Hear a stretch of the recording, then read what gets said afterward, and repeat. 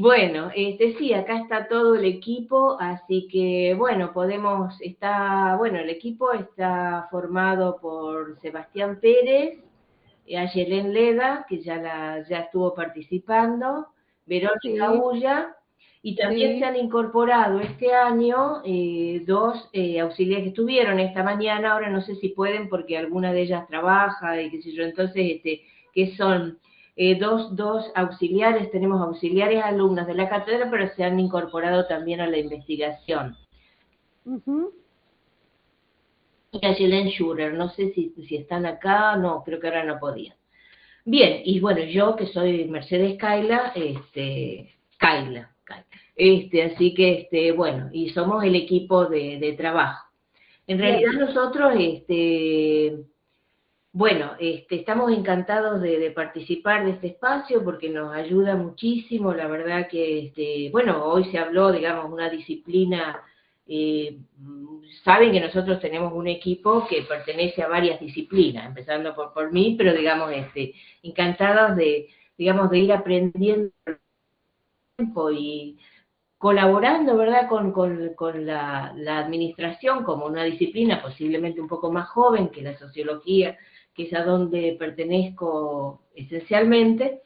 Pero bueno, hemos estado trabajando con este equipo, que es un equipo maravilloso. Cuando presentamos el proyecto allá por el 19, teníamos pensado evaluar justamente cómo coordinaba internamente una organización y por eso tomamos varias organizaciones a partir dimensionándolas desde distintas perspectivas. Eran lo común, eran que organizaciones pymes, pero las hicimos variar por el distinto régimen de propiedad a ver si había algún tipo de modificación. Entonces tomamos una cooperativa, una mixta y una empresa privada, todas dedicadas dentro de la misma rama de la actividad.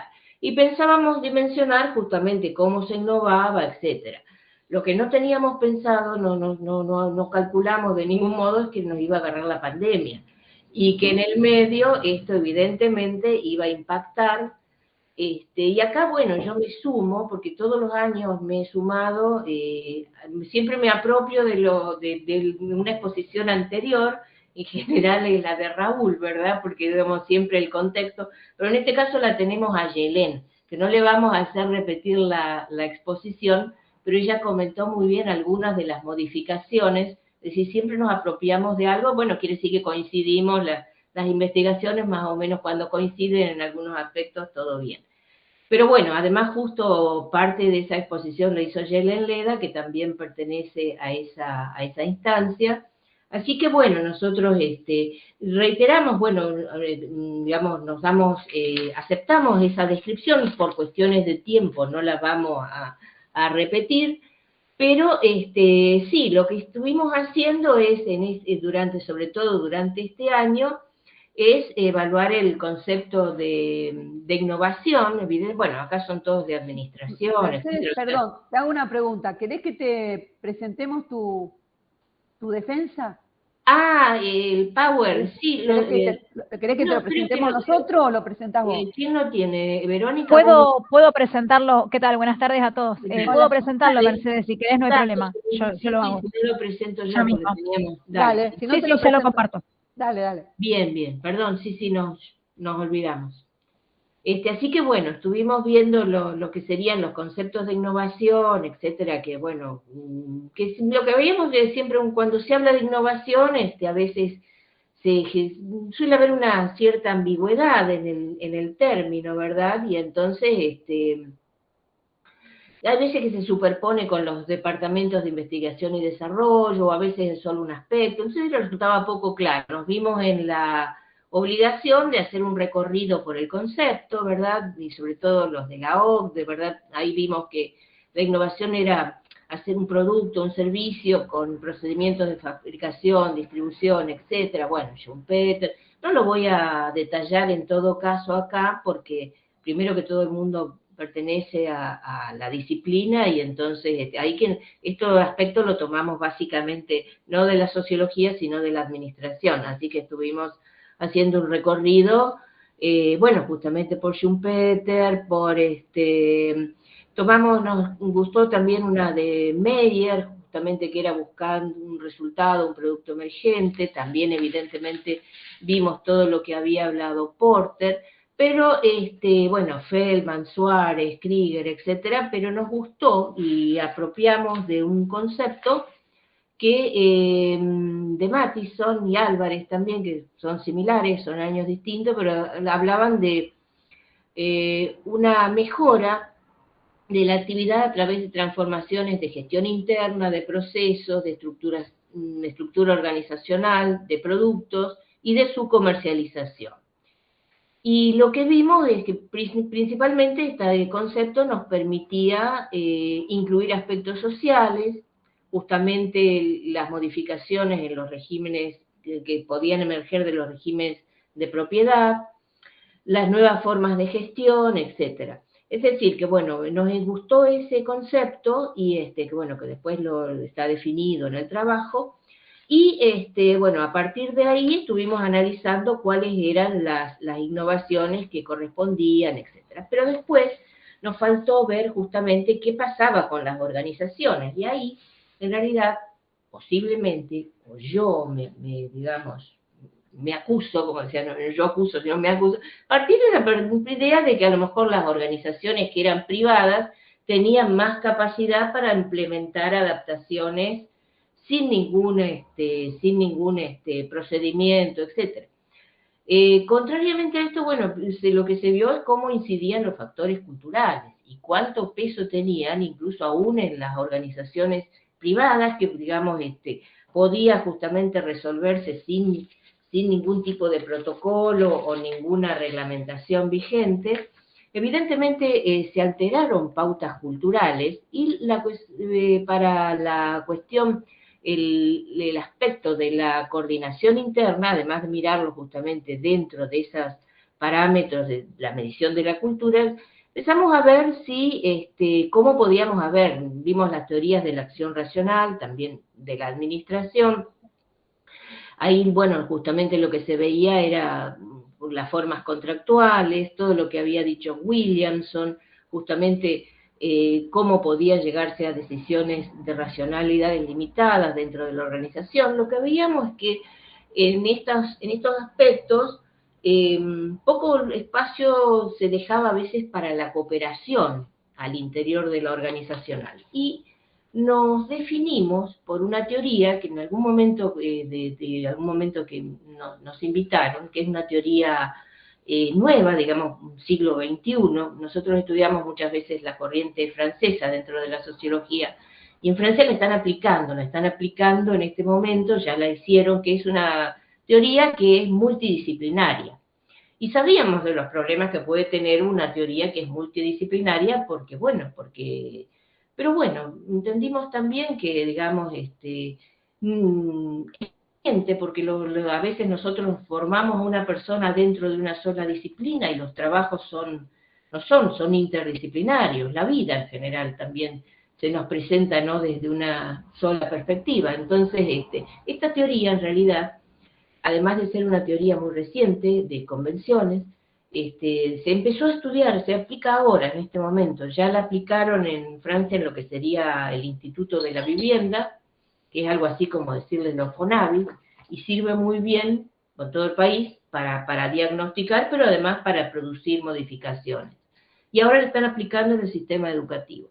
Bueno, y esta teoría supone que podíamos, además, digamos, de la cultura organizacional como un elemento de control, ¿verdad?, y de interpretación interno, nos permitía justamente llevar adelante un análisis adecuado de estas organizaciones. Y ahí es cuando vimos fundamentalmente los casos que nosotros estuvimos evaluando. Y a partir justamente de la implementación de esta teoría, que es por eso les comento que es bastante novedosa en términos de lo que indica modificar algo, bueno, nos permitió justamente llevar adelante un pensamiento que en sí es complejo y bueno, nos sirvió para esa interpretación.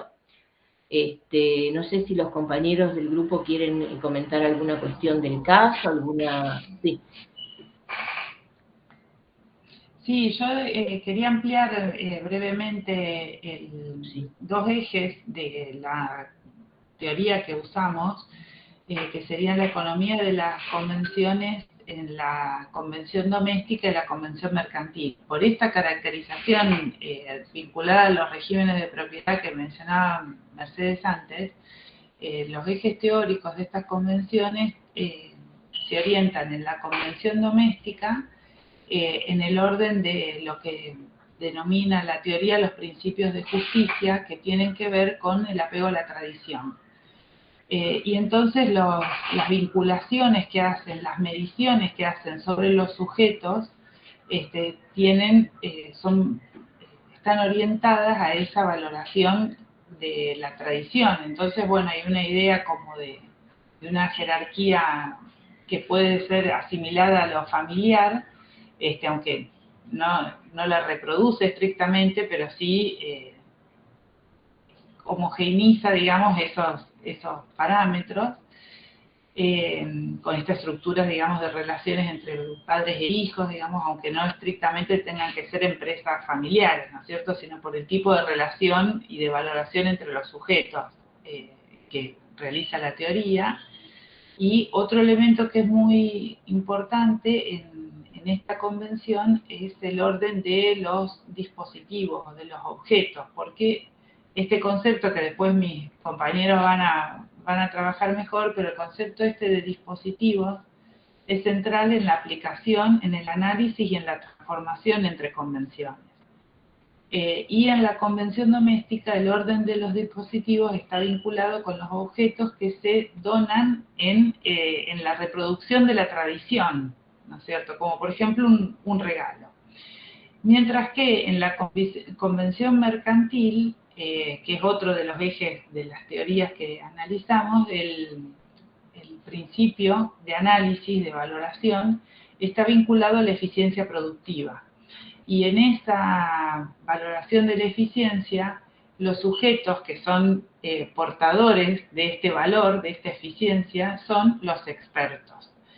Estos, mientras que en la doméstica eran los que se apegaban a la tradición. Esto como elementos que nos ayudan a entender esta realidad compleja a la que hacía referencia Mercedes, y bueno, Yelén también en su exposición del otro concepto antes, del otro proyecto antes.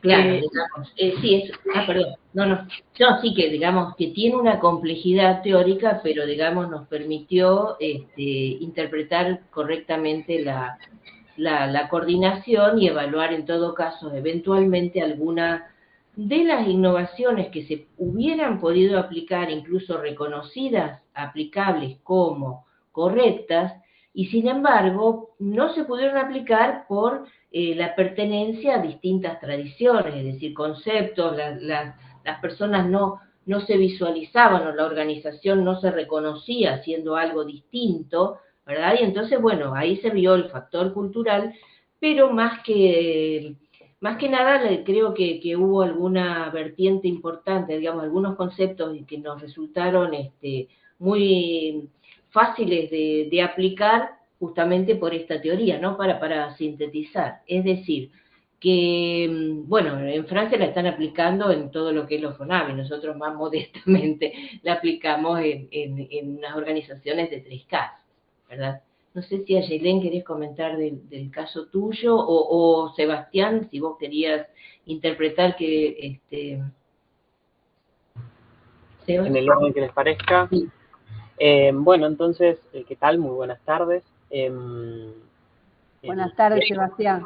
El proyecto, entonces, supone 3 casos, ¿no? Aborda 3 casos. En esta presentación en particular, habíamos traído un estudio de caso, en particular de lo que es el mercado popular, en donde básicamente lo que se habilita es un mercado, un supermercado en el microcentro de la ciudad, que la particularidad que tiene en este juego entre los regímenes de propiedad y los regímenes de coordinación que terminan estructurando la selección de casos y las variables analíticas sobre la innovación, tiene la particularidad de ser una empresa cooperativa. Por ahora cooperativa de facto, o sea, funciona como, de hecho, como una cooperativa en su funcionamiento, digamos, pero bueno, todavía no tiene los trámites administrativos hechos para poder existir como tal. Entonces, ese actor en particular, uno de los 3 casos que nosotros analizamos en el proyecto en general, y el caso estructurante de la exposición esta, tiene la particularidad entonces de ser un mercado popular constituido por un sector digamos, de una organización política, o podríamos decir sindical, de la economía social y popular, ¿no?, que es la CETEP, y que tiene la particularidad de funcionar en el microcentro de la ciudad de Rosario. Con esa lógica pone en funcionamiento, por así decirlo, derivando desde su régimen de propiedad, pone en funcionamiento una serie de lógicas de coordinación, por así decirlo. Entonces, una de las lógicas de coordinación que aparece muy fuertemente y que las desarrollaba Verónica recién, es la idea misma de la lógica mercantil, ¿no es cierto?, en donde los dispositivos están relacionados con la comercialización, en donde están relacionados con la orientación por el precio del producto y demás.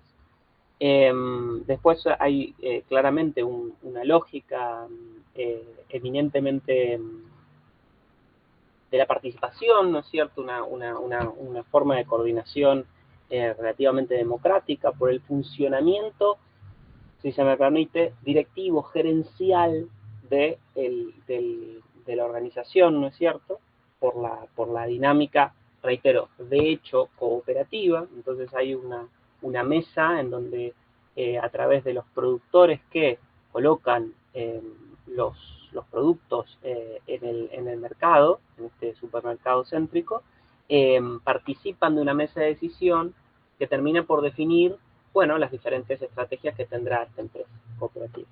Y finalmente en cierto sentido nos habíamos encontrado con una arista particularmente industrial, de la convención industrial, paradójicamente aplicada en la dinámica de comercialización, que es la que más orientada está a atender la particularidad del COVID, ¿no es cierto?, de esta situación en la que estamos atravesando de la problemática sanitaria. ¿Por qué? Porque todas estas estrategias de comercialización virtuales y a través de redes sociales, en cierto sentido, se desarrollaron en el 2019 y apoyan, por así decirlo, la capacidad del mercado popular de poder sostener su comercialización, pero en términos de convenciones y de lógicas de acción, de lógicas de coordinación interna, son cedidas a una profesional del rubro, una profesional del marketing. Entonces, por dispositivos y por la lógica de análisis que impone el régimen de coordinación, sería una cuestión industrial, eminentemente industrial, ¿no es cierto?, en donde lo que se prioriza es la expertise del área. Me explico, quiero decir, es el área de comercialización, pero es el área de comercialización y marketing, podríamos decir, pero los procesos semidemocráticos de toma de decisión propios de una cooperativa y los procesos eminentemente mercantiles de una empresa de comercialización ceden paso a una dinámica eminentemente industrial, por entender que ese área debe ser atendido por una profesional con pericia y expertise. No sé si vos querés comentar, Ayelén, el caso, y de última después vamos a la conclusión. Yo solamente les agrego, lo industrial es una lógica que está llamada así, pero que hace a todo lo que es calidad, experticia, eficiencia, ¿verdad? Los nombres no son los mejores, pero bueno, así salieron, están puestos así por la teoría. Entonces, industrial no siempre es industria, ¿ves? Calidad, ¿ves? Bueno, parecido a lo que estaba contando Verónica, mercantil no es que siempre se haga, son como lógicas socioculturales, digamos, que se pueden dimensionar al interior de una organización. Y los nombres seguramente no son los más adecuados, pero bueno, esos ya están bautizados así. En fin, no fuimos nosotros. Perdón, Aye, vos querías comentar algo. No, quería agregar a lo que dijeron los compañeros, que en realidad, si bien nosotros venimos trabajando en 3 casos puntuales, para la presentación de hoy trabajamos puntualmente uno, que es el que mencionó Sebas, ¿no? En términos de lo que es el mercado popular, y digamos, para poder resumir y completar un poco a lo que mencionaron los compañeros, creemos que es importante no solamente el concepto de, o qué dispositivo, por supuesto, puede visualizarse en este caso, sino también lo que es el concepto de innovación. En realidad, como bien presentamos en la filmina, en el término innovación incremental, ¿no? El hecho que nosotros podemos visualizar este tipo de innovación, al menos en lo que es el mercado popular, no indica o no exceptúa, por ejemplo, lo que quizás por otra vertiente se puede considerar como lo que es una innovación radical. Digamos, este juego de conceptos que nosotros, bueno, particularmente trabajamos, no significa que son excluyentes, ¿no? Sino todo lo contrario, y que incluso en el caso del mercado popular y en este tipo de comercios, por supuesto, quizás no hay un solo caso, sino que van variando, ¿sí? Y a veces tomamos, digamos, los puntos más importantes de cada tipo, ¿no? En este caso de innovación. Lo que es la incremental en el sentido de hacer una mejora, ¿sí? Quizás, por ejemplo, en términos de eficiencia, y por otro lado, como le indica la radical, que a veces indica en un contexto absolutamente complejo, ¿no? Pandemia de por medio y a su vez también con o con dispositivos tan particulares, lo importante también es que esa innovación radical a lo sumo sea por ejemplo, la innovación en términos de productos, de servicio, de distinto tipo de organización al interior, por supuesto, de lo que es el mercado popular, pero que obviamente lo radical no sea lo opuesto, sino, por supuesto, asumir quizás más riesgos en un contexto incluso más complejo y más volátil.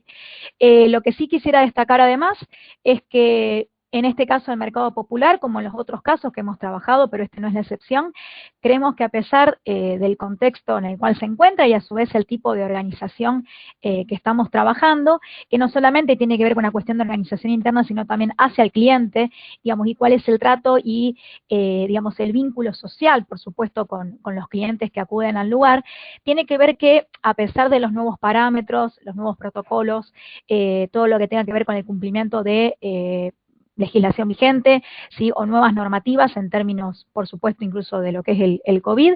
Lo más importante es que dentro de lo que es este mercado popular, lo que vale destacar es que la toma de decisiones es interna, que por supuesto la comunicación al interior del mercado popular también prevalece, por supuesto, al momento de efectuar, ejemplo, alguna innovación o algún cambio puntual, y por otro lado también que en relación a lo que es la cultura organizacional del espacio, creemos también que, por supuesto, no hay una innovación absolutamente incremental o absolutamente radical, sino que, por supuesto, la innovación no solamente corre por cuenta de la implementación de nuevas herramientas tecnológicas, sino también de algún proceso o algún mecanismo diferente, por supuesto, para ser más eficiente, ¿sí? Y digamos, el ofrecimiento del servicio y la venta de productos, la comercialización de productos, digamos, en un contexto tan especial y a través de los dispositivos de este tipo de comercios, ¿no? Sobre todo en lo que es contexto de cooperativa y demás.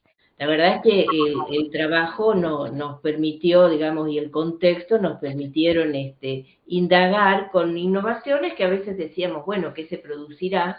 Pero realmente, bueno, la pandemia nos provocó que hubiera que implementar cambios y bueno, no todos estuvieron en condiciones, a lo mejor no como organización, ¿verdad? Pero sí a veces se destacaba lo que eran las pautas culturales, verse retrospectivamente en la organización y no siempre se podía romper alguna pauta incorporada con el tiempo, ¿verdad? Entonces, nos permitió ver todo cómo incidió todo ese proceso cultural, etcétera, digamos, y bueno, que muchas veces algunas organizaciones no estuvieron a la altura. Ahora estábamos analizando con esta, que creo que fue la más favorable, ¿verdad? De no estructuras, digamos, o condiciones adecuadas o competitivas en todo caso, pero bueno, muy bien le resultó este contexto. O pudieron enfrentarlo con ciertas condiciones mejores. Así que bueno, no sé si alguien más, Verónica, Sebastián, ¿quieren agregar algo? Bien. En lo particular quiero felicitarlos por el enfoque la creatividad, la transversalidad del enfoque y la incomodidad del enfoque. Es un enfoque incómodo. Yo siempre digo, sentirnos cómodos en la incomodidad es lo único que nos va a llevar a la reflexión. A ver, las teorías francesas sobre los tipos de empresa creo que marcan una manera, ¿no es cierto?, de focalizar la innovación. Ustedes lo cruzan con la palabra innovación, buscan los conceptos de innovación y los invitaría a hacer su propia matriz, ¿verdad? Cruzando el concepto de innovación con estas dos teorías. Entonces a mí hago esta devolución porque me parece que es interesantísima. El contraste entre la teoría parental, ¿no es cierto?, el modelo parental, donde el vínculo es de padre e hijo, aunque no haya vínculo de sangre, es fantástico. Eso aparece en las empresas. Es decir, el empleado que idealiza a su jefe, por ejemplo, y que lo siente más tío que jefe. Es la relación doméstica que... Esa relación doméstica que tienen las pymes, de pronto que habla con el jefe cosas que no habla con su hermano, de pronto, ¿no es cierto? Pero que de pronto... Ahí habría que plantearse en esa relación parental, porque esta sería mi pregunta hacia ustedes. Habría que plantearse esto que les voy a plantear a ustedes, pero lo voy a comparar con el otro modelo, con el modelo mercantilista, que habla de la eficiencia, y la relación que ustedes aplicaron en la cooperativa, donde las decisiones mercantilistas se las dan un experto. Eso también me parece un modelo fantástico, porque el cooperativismo, que no habla de mercantilismo, me contrata un personal de marketing, con lo cual me está hablando de una empresa abierta y blanda, ¿no es cierto? Entonces, ahí ustedes, la pregunta es, bueno, ¿habrá un perfil innovador empresarial? ¿No es cierto? Segunda pregunta, algo que dijo Mercedes que me pareció extraordinario.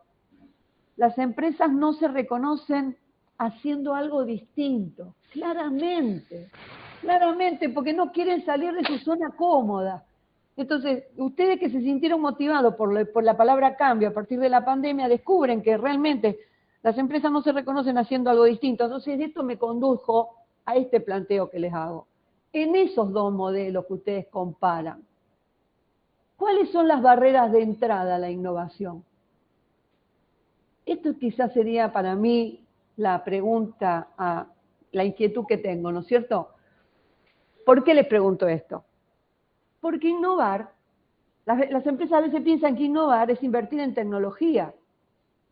Y cuando la empresa invierte en tecnología, a veces hipoteca su futuro, afecta sus recursos financieros y se endeuda.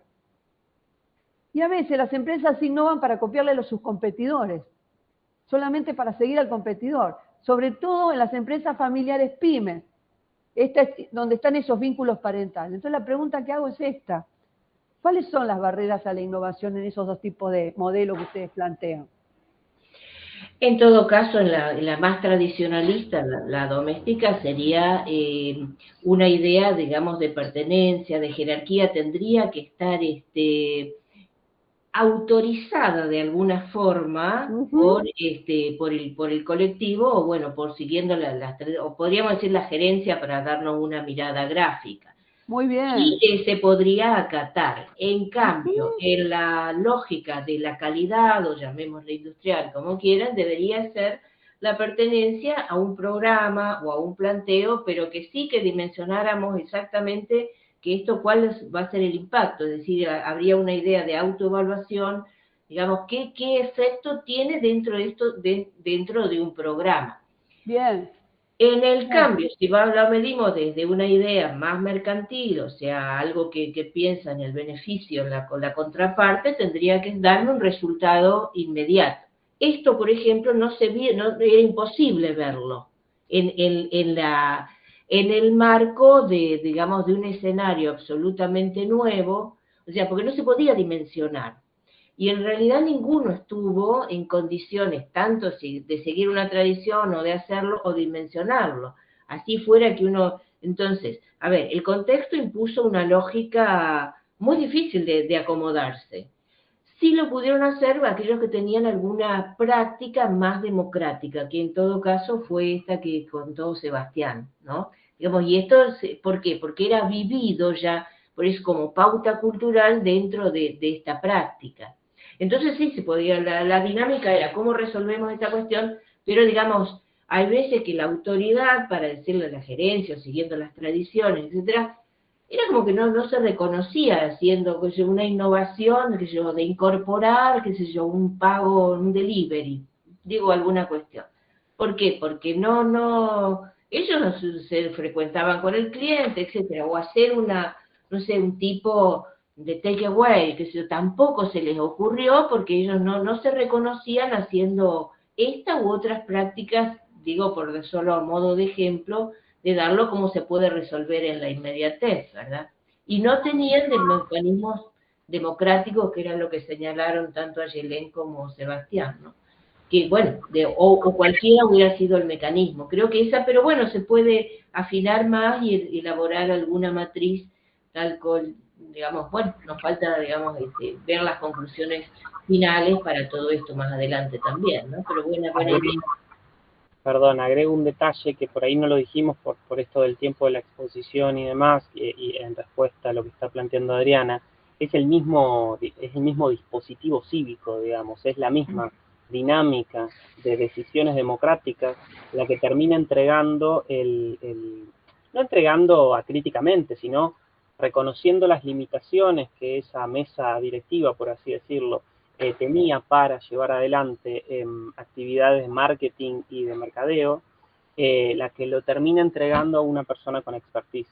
Entonces, en ese sentido, el reconocimiento de las propias limitaciones y la generación de un espacio que pueda, establecer prácticas de innovación en términos de mercadeo, me parece que en el caso del mercado popular es un reconocimiento de las limitaciones y una ruptura de esas barreras a la innovación. Muy bueno.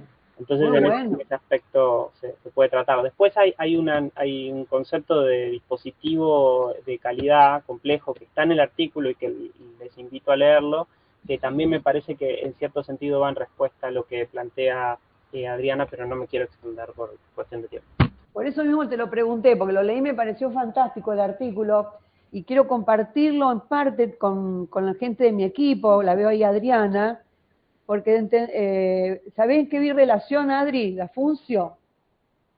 Con las investigaciones que hicimos nosotros sobre la gestión de recursos, porque cuando ellos hablan de que ellos aceptan sus limitaciones y contratan un expertise, contame si no tenía relación con la entrevista que hicimos los empresarios pymes. Sí, totalmente. Hoy a la mañana también varios de las exposiciones me remitieron a nuestro trabajo de investigación. Exactamente. Bueno, eso también es bueno notar que todos estamos trabajando en la misma línea, ¿no? Y que vamos logrando conclusiones similares también. Exactamente. Un poco ratifica las conclusiones a las que uno llega. Exactamente. Por eso nos da alegría cómo a veces las líneas de investigación se encuentran, ¿no es cierto? Yo creo que eso me parece maravilloso. Bueno, para mí fantástico, felicitaciones, porque este es un equipo que se autoexige mucho, los ven muy comprometidos con la problemática, hay un clima de respeto increíble, los felicito realmente porque producen cosas muy buenas. Así que bueno, invito al resto que le hagan preguntas, yo apago mi micrófono.